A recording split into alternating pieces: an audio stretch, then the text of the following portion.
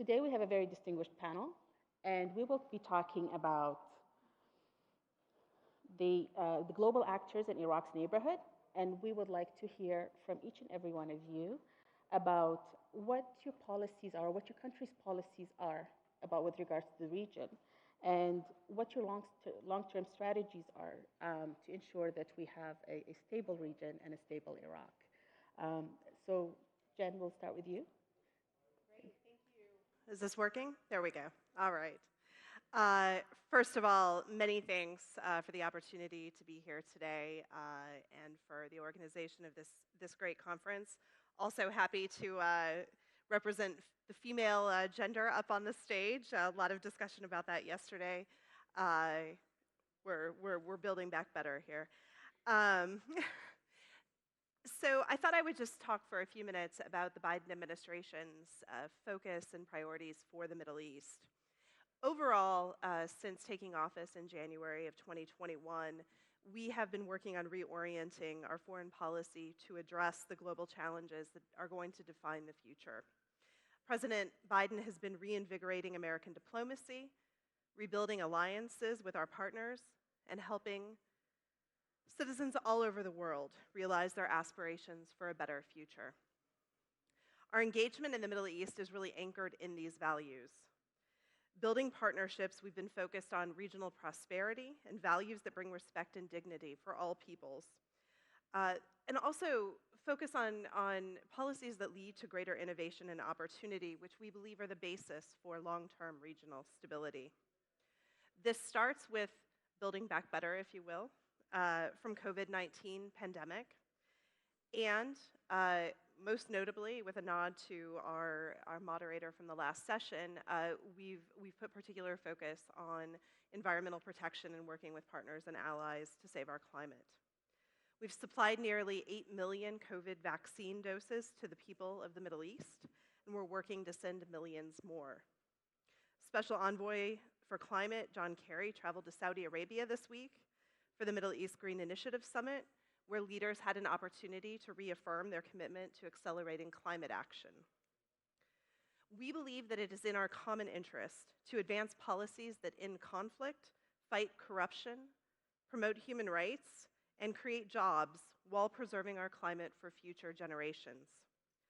The United States intends to collaborate as much as possible with our friends in the Middle East to solve the various regional and global challenges that are facing us. Throughout the region, including in the Gulf, our relationships are rooted in our joint efforts to promote regional security and stability, to promote bilateral trade and investment, and to expand meaningful people-to-people ties. Our partnerships have been built up over the course of decades under multiple US administrations from different political parties. To give you a scope of the breadth of this relationship, the United States had $157 billion in trade with the region in 2019. Over 2 million people with ancestry from the Middle East and North Africa reside in the United States, and over 1.5 million students from this region have studied in US colleges and universities. We depend on these relationships and our partnerships in the Middle East to address things like COVID-19, developing a health infrastructure to prevent future pandemics, to counter terrorism, to de-escalate regional tensions, to reduce conflict, to address desertification and water shortages, and to build a new energy economy to arrest the drivers of climate change. As we saw this summer, our relationships in this region matter. Our Gulf partners were key allies when it counted to help American citizens and citizens from all over this region, along with the Afghans who were at risk. Now, given the situation in Afghanistan, which I want to address head on, I recognize that people are concerned. And so to the people that are both watching and from Iraq, I think it's really important to say this. Iraq is not Afghanistan. We are here for the long term. We view Iraq as a key strategic relationship, a key strategic partner in addressing all of the challenges that I've raised. We are committed to that relationship as a strategic basis for stability and security throughout the Middle East. As President Biden said during his meeting with Prime Minister Khatami in July and his meeting with President Saleh at the UN in September, Iraq's stability is central to the stability of the Middle East. The US works in partnership with the Iraqi government, the Kurdistan regional government, and the people of Iraq to support a stable, sovereign, prosperous, and democratic country. The US presence as part of the Defeat ISIS mission in Iraq is transitioning at the end of this year to a strictly advising, assisting, and enabling role. We're shifting to a new phase, which is based on the enhanced capabilities of the Iraqi security forces. That being said, ISIS is not yet defeated, and we remain committed to the fight and to the ongoing development of the Iraqi security forces, including the Peshmerga. The US-Iraq relationship goes far beyond security cooperation, though. We seek to bolster Iraqi sovereignty and are expanding our cooperation in any variety of ways that define what we consider to be a key bilateral relationship. That includes the economy, trade, climate change, education, security, culture, people-to-people ties. And we look forward to continuing to expand that in a variety of areas. We were proud to assist Iraq in its commitment to hold early elections by contributing $10 million to UNAMI, an additional $5 million to support the technically sound elections. Once the results are certified, we look forward to continuing to work with the next Iraqi government in an expansion of all of the areas that I've outlined. I think I'll stop there. Thank you. And happy to build on any of that as we go forward. Thank you. Well, definitely in this region. Sure. First of all, you're absolutely right. Our partnership with our Gulf allies is very much based on shared understanding of the challenges facing this region. Happy to go into those, but to address the elephant in the room, we heard a very rosy picture in the last session about the role of Iran in this region.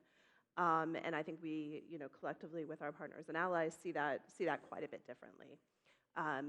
Our overarching goal when it comes to regional security is to prevent Iran from getting a nuclear weapon. That's something that we're working with both of the countries up on this stage to ensure that doesn't happen.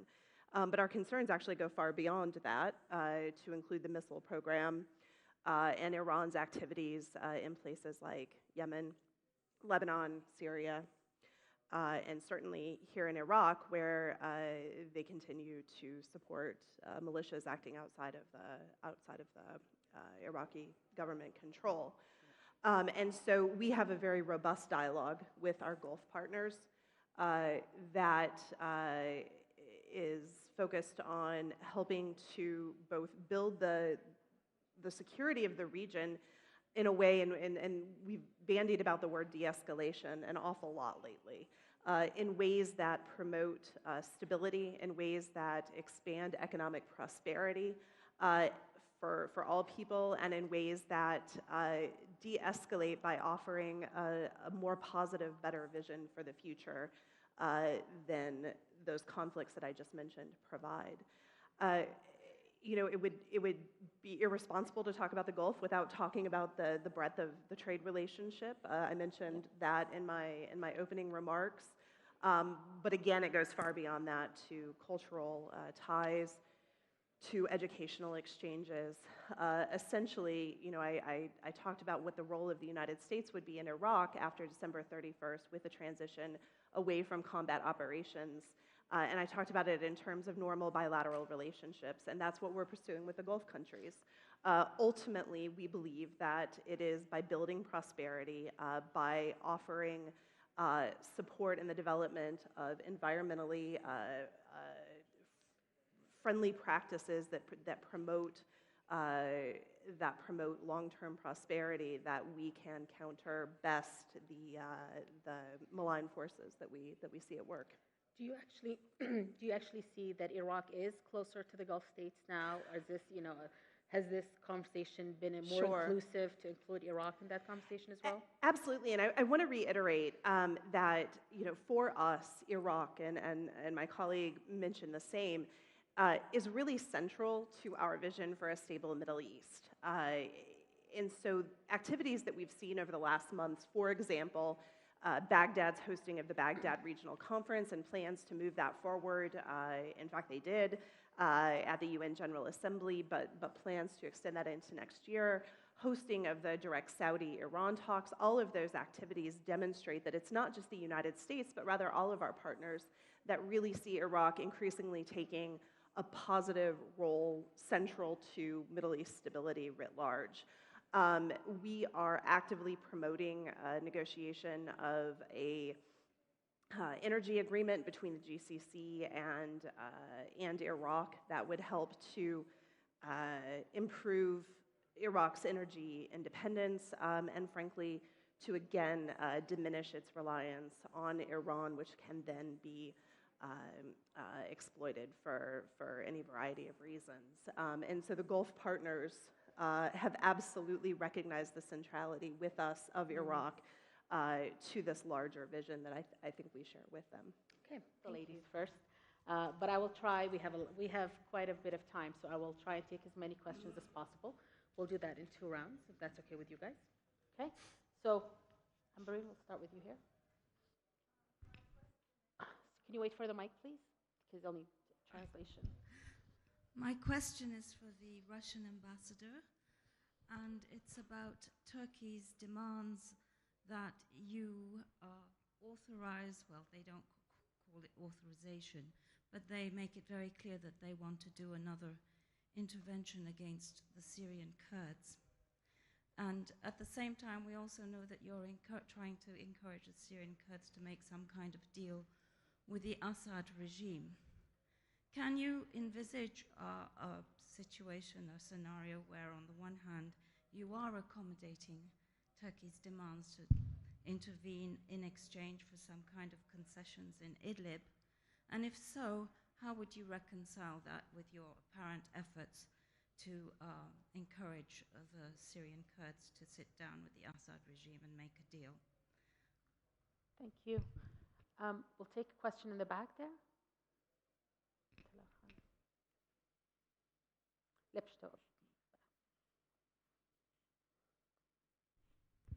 سپاس تەلار ممتاز نووری دوو پرسیارم هەیە بۆ جەنیفەر و بۆ کاک عادل. کاک عادل بە پێی وەصفی جەنابەت بۆ وڵاتی فەرەنسا کە ئینترەستێکی زۆری هەیە لەسەر عێراق، بەڵام بەداخەوە زۆر نایبینی ڕاستە ئێمۆشنەڵەکە کەلتوری هەیە، ڕاستە تۆتاڵمان بینی هاتوو ڕۆیشتەوە، بەڵام بە پێی ئەو بە کوردی خۆمان ئەو تۆخەنیە کە جەنابەت باسیەکەی لەوانەیە نەگەیشت بێت ئەگەر زیاتر بتوانین تەوزیحیکەی. و پرسیارەکەی تانیاخانە بە شێوەیەکی تر لێکەم لەسەر مۆزوعی ئەوروپیە داعشیەکان. کێشەیەکی زۆر وازەح هەیە کە تەهمیش کراوە، ئەویش کامپی هۆلە. لە کامپی هۆلە یعنی زۆربەی مافی مرۆڤ یعنی کۆڵەی بەجێهێنراوە، چونکە مناڵی لێ لەگەڵ دایکەکانە هەمووی وڵاتی ئەوروپی باسەکەین کە ئەویان لە بەرچاو خۆیان دانەناوە، ئەم مناڵانەش گەورە بنجیلێکی تر دروست بووە، کێشەیەکی گەورەیە بەسەر ئەو وڵاتی ئەو ناوچەی کە کامپی هۆلی تایە، یعنی هەموو وڵاتەکان کامپی هۆلیان کردوتە قەزەیەکی سانەوی، مع العلم لەویا تۆ داعش هەیە و وابزانم عینی مەسافەیە لەگەڵ مووسڵە، یعنی زۆر بە تەیارە زۆر دوورتر نییە لە مووسڵ. سؤالەکەی تریشم بۆ جەنیفەرە. My question to you, Jennifer, that since yesterday we heard that the state is staying in Iraq and in KRI, but your communications, your international, let's say when we see you on news and when we hear the local news, it doesn't say so. There are always plans for withdrawal and so on. And would you explain the differentiation between Iraq and KRI when you talk about your staying and your interests and stuff like that? Thank you. We'll take some questions from the front here.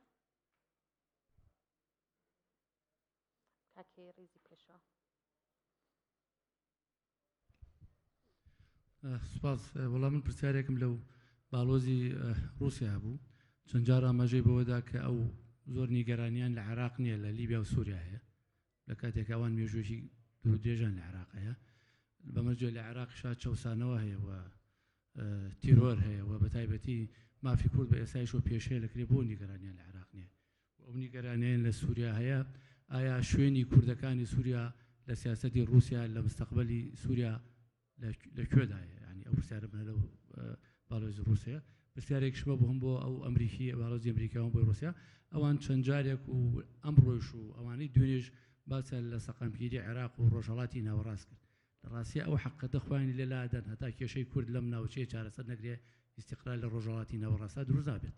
زۆر سپاس. We'll take one question on that side and then we'll get back to more questions. Yeah, Vladimir. Hello, my name is Vladimir Vilgeberg. A question to the U.S. official.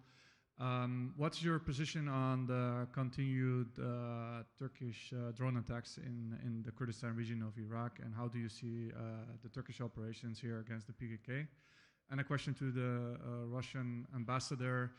What kind of role Russia could possibly play between getting a deal between the Syrian Kurds and Damascus? Because in the past, Russia also talked about a possibility of autonomy for the Syrian Kurds in Syria, but then later Russia didn't talk anymore about that. And I think Russia can play a significant influence over the Syrian government to change its opinion on, for instance, to have something similar like federalism here in Iraq. Thank you. Thank you. We'll stop with these questions, just give you an opportunity to answer those, and then we'll get back to the audience to take more questions. Jennifer, we'll start with you first. All right. My translation was a little bit wonky there, so please put me back on course if I go off. I understood the first one to be about the U.S. assertions that we have no intention of leaving Iraq. You're asking how that differentiates from Afghanistan? She's asking about the KRG. KRG and Baghdad.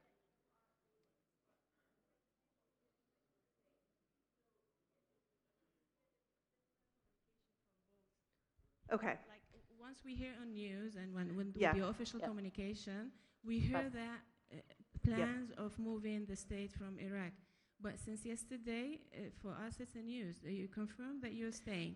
Sure. And then the other question was, is there any different deal with KRI than the total Iraq, or for you is the same? Just to confirm that. Sure. A couple points on that. I mean, first of all, maybe I'll address the second piece as far as our policy towards Iraqi Kurdistan. That is, in any country, you know, we look at individual challenges, opportunities in various parts, and so we certainly, through our consulate here in Erbil, have slightly differing approaches to, you know, what our focus is in Baghdad versus what our goals are here. Among other things, we are very focused on what we perceive to be a pretty strong investment climate. There's a real opportunity here to expand trade with the Kurdistan region. There are obviously challenges with the internally displaced persons, and so we are focused on helping to implement the Sinjar agreement. And so, yes, we have a slightly different focus, but overall, I can say that the nuance of the transition of our military and security presence here in Iraq at the end of the year on December 31st away from combat operations does not mean that we are leaving Iraq. It is a very different circumstance from Afghanistan, for example. So we will continue with the Defeat ISIS fight. We will continue working with our coalition partners, and most importantly, we will continue to support, to train, to advise and assist the Iraqi security forces. What this transition on December 31st really means is there's a recognition that the capacity of the Iraqi security forces has really been enhanced over the last years, and ultimately it is within the capabilities and the purview of Iraq and its own military to protect its sovereignty.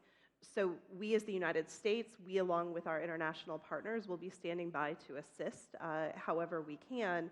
But again, it's a recognition of an important step forward in Iraqi sovereignty. With regard to the second question about how we can stabilize the region in Iraq without stabilizing Kurdistan, is that the correct? Okay.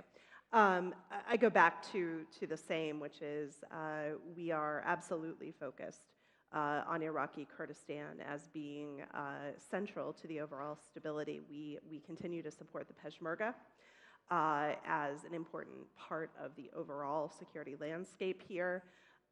We provide a variety of forms of assistance. We are looking at throughout Iraq, but with a special eye to Iraqi Kurdistan, helping to build Iraqi energy independence, to address some of the environmental challenges that lead to desertification and water shortages. So we absolutely agree that the unique challenges presented here are key to the overall security landscape, which finally leads to the question about Turkish operations here. I think the last panel addressed this in some detail. I would just say that we, as the United States, acknowledge the PKK as a terrorist organization, and it presents major challenges, not only to the Turkish government, but to the KRG itself. And that is something that we talk about in terms of, again, going back to support for the security relationship. The best way to address that is by addressing the presence and the role of the PKK here in the KRG, and that would be our approach to this, our policy. Of course, you know, we always support doing so in a way that avoids civilian loss of life. But if you want to resolve this problem, you've got to resolve the presence of the PKK here. Thank you. Thank you. And I have a few very quick comments and then a question. First of all, the British Prime Minister, Winston Churchill, said, politics is the house of horse. And this is exactly applicable to the US foreign policy and Russian foreign policy in Syria. As for Obama administration, it gave a very clear signal to the Assad government, go, slaughter, do whatever you want, but don't use only chemical weapon. And of course, in the result was a total failure, a dismal failure for American foreign policy, because Iranian militias and other terrorist groups were able to prevail. And the same thing true. His Excellency, the ambassador, is telling us, well, it is not appropriate to call, the Russian ambassador, is telling it's not appropriate to call Syrian regime. Well, what it is, Mr. Ambassador? It came to power in 1970 with a military coup. It is a military junta, have been ruling Syria with a very bloody history. So what else you want to call it? The question is this, to the, the Russian ambassador also said there has never been deal in Syria, in Rojava. There have been 3 deals with Turkey with regard to Rojava, and people in Kurdistan knows that deal. My question to Ms. Jennifer is this. You say, okay, by end of December, we will change the function of our troops. We will assist the Iraqi security and army. Well, first of all, Ms. Jennifer, many academics in US, in the West, have come to the clear conclusion, conclusive evidence that you created in Iraq a failed state. And the army, which you have created, and the security force, is a Shia militia, whether they are dressed in Hashd al-Shabi or in the Iraqi troops army, regular army. Only 2 weeks ago, few people in Kirkuk demonstrated, celebrating the victory of their election victory. They sent tanks against them. So this is the army which you have created, assisted, and you are going to assist. Zor The spas. questions, how are you going to change? How are you going to Thank continue you. this policy? Thank you. Thank you very Gavito. much. There are two questions here at the front. Good afternoon, ladies and gentlemen. I'm Mohammed Sharif. I'd like to address my question to the Deputy Assistant Secretary of State. Ms. Gavito, as you kindly know, this year marks the 30th anniversary of Operation Provide Comfort. And we Kurds are very grateful to the contribution and sacrifices of the United States, and we genuinely owe it to you for what we have today in Kurdistan today. As you also know, both the Kurdish people and the Kurdistan regional government is very grateful and appreciates this relationship, which is quite unique. As you know, in both the Middle East and North Africa, it's quite unique to have both the people and the governments being friendly and appreciative of the United States. Does the United States reciprocate this sense of good feeling between the Kurdistan regional government, its people, the ordinary people, and America? And secondly, we hear from your sources on many occasions that you want to have a strong Kurdistan region within the boundaries of a federal Iraq. Could you tell us what you mean by a strong Kurdistan region? And secondly, why do you want a strong Kurdistan region within the boundaries of Iraq? Thank you very much. You can just hand the microphone to the person next to you. زۆر سپاس لە جەنابی باڵوێزی رووسیا پرسیارێک بۆچی ئەوەی کە دەبینین لە رووسیا جەستە چاو دام گوێ هەمووی لە سووریا هەیە بەڵام بۆ ئەو کاریگەریە کامل جەستەکەی لە عێراق نییە بە تایبەتی لە هەرێمی کوردستان بۆ زۆر لەلایەوە عێراق کاریگەری نییە و زۆر گرنگ نییە بۆچی ئەوەندە سووریا بەلایەوە گرنگە و بەڵام عێراقوان نییە هەر قسەیەکی کاک عادل باخەوانیش بۆ خانمەکەی ئەمریکی وتی لە 2003 تا 2011 ئەمریکا عێراقی وەکو ئێستا بەلاوە گرنگ نییە وەکو ئەو کاتە بەڕاستی وایە ئەمریکا ئەو گرنگەی لە عێراق نماوە ینی عێراق بەلاوە ئەمریکاوە گرنگ نییە سوپاست دەکەم زۆر سپاس. We'll take one last question in the back, then give everybody an opportunity to answer. Thank you. We'll just last Thank question. you for the informative and eye-opening presentations. Somewhat depressing from some, but it's the reality.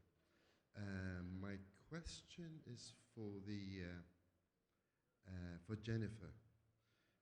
In the Middle East, when you speak to politicians, they tell you if you are an ally of Russia or Iran, they stand by you to the end, no matter what. You just saw the comments about the Syrian regime.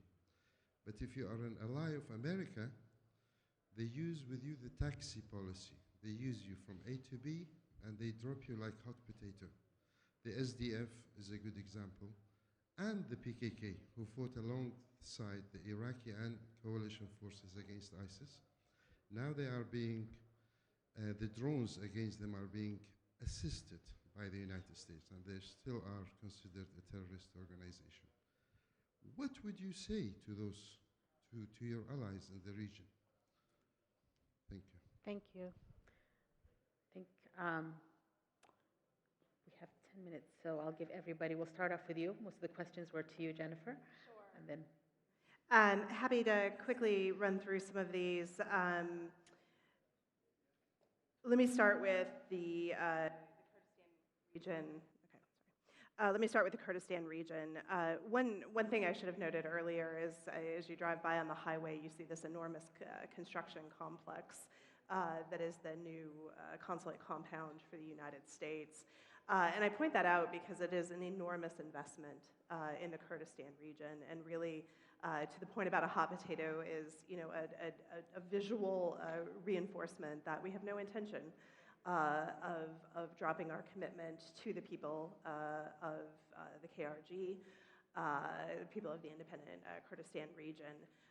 We are, in fact, doubling down on our investment here, our investment in the people and expanding cultural ties. I recently had the honor of giving a very large donation to the Citadel for restoration of work there. We're expanding education opportunities, both supporting education here in the region and also enhancing opportunities for students to go to the United States. We're expanding trade and investment. We are working together on climate. And so we are working every day through our presence here in Erbil to strengthen the independent Kurdistan region. And so that's what we mean by strong, one that is stable, economically prosperous, well-educated, and a good partner to us and a good partner within the larger Iraqi construct. As far as the question, and I'm really glad you asked this, about Iraq no longer being important to the US or as important as it was in 2003, first of all, strategic alliances change over time, and I'm really happy to say that where we are today is not where we were in 2003, which was an outgrowth, of course, of a series of tragic circumstances culminating in 9/11. So no, our relationship with Iraq today looks very, very different. It is not, however, less important. And the strategic dialogue, which concluded in July of this year with President Khatami's visit to Washington, established a framework that laid out a vision for how we are going to work together in the coming years to strengthen that strategic relationship. We certainly see Iraq and its stability as important to regional stability, but not only through the lens of Iran, for example. By having a stable and prosperous Iraq, you enhance the prosperity of the Gulf states. You diminish the malign influences that seek to undermine governments. And so we see that more than ever as a foundation to all of our national strategic goals. One thing that doesn't change over the course of administrations or politics is, of course, every country up here acts in its own national security interests. And that is the case for the United States as well. And we see strategic partnership with Iraq as a long-term strategic interest. And so we have no intention of walking away. I want to say one other comment, and that is with regards to Syria. I think it has to be said that legitimacy is granted through the population, through the citizens. And any country that uses torturous methods, whether it be chemical weapons or others, on its own people is not a legitimate government. And I feel like I have to speak out on that. We are engaged in the political process to end the suffering of the Syrian people, but the idea that the Assad regime credibly represents its people, I think, is a fallacy. Thank you.